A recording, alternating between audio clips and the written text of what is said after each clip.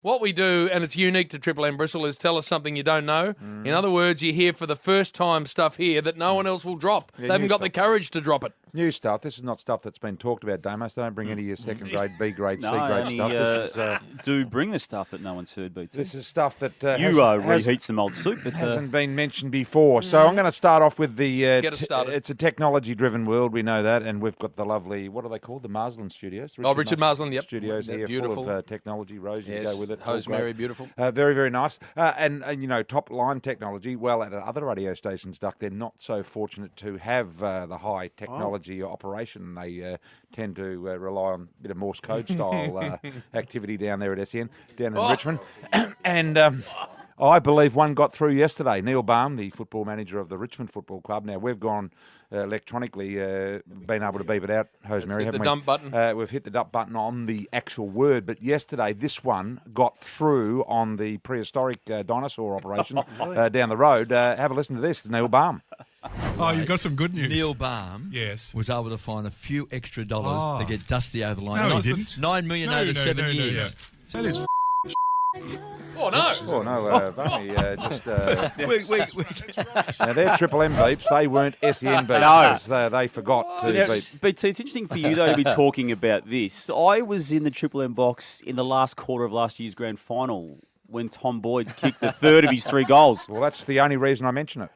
Oh, is it? Is because, you know, I've done it myself and I'm very understanding of Neil Baum and what's happened there. Just to explain our own setup here, and I'm not telling Rosemary anything she doesn't know. The high-profile breakfast announcer from Sydney, who we won't mention his name, but it's Kyle Sandilands, basically inflicted the dump button on us, Nove. We didn't used to have it. And then, through no fault of anyone here in the state of Victoria, he... went with some on-air behaviour that had to be heard to be believed. And from that moment on, we have the dump button, and it's around the whole Southern Cross Stereo network. The only time, Bristol, we don't have it is when we're calling footy. Live sport. You can't be 7 seconds behind. And of Cannot, course, Brian. I still blame Rosemary for that. She should have hit the button. She should have read your mind, Bristol.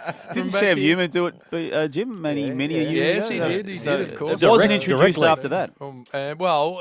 Because Sort again, of that what? was during the football broadcast. What did he say, Damo? Sitting there one Saturday afternoon. And, how did the Sir? conversation go, JB? Well, the You, bloke- sir. The bloke said, all you ever do is criticise the game. I sat here watching it, and he said, he didn't say I was sitting here. All you ever do is criticise. And Sam said, Warren, or whatever his name is, Warren. were you actually at the game?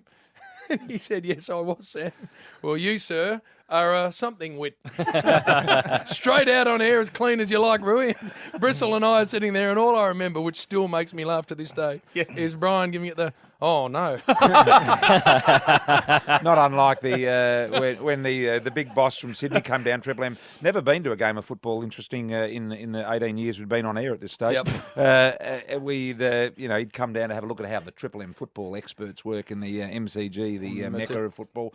The big box there, and he rocks in. He's got the suit and tie, and he's standing up the back very proudly of his $20 million operation here. It's all going along nicely until Steve Quartermain asked the chief a question, of which the chief responded with a bowl of rice over his head.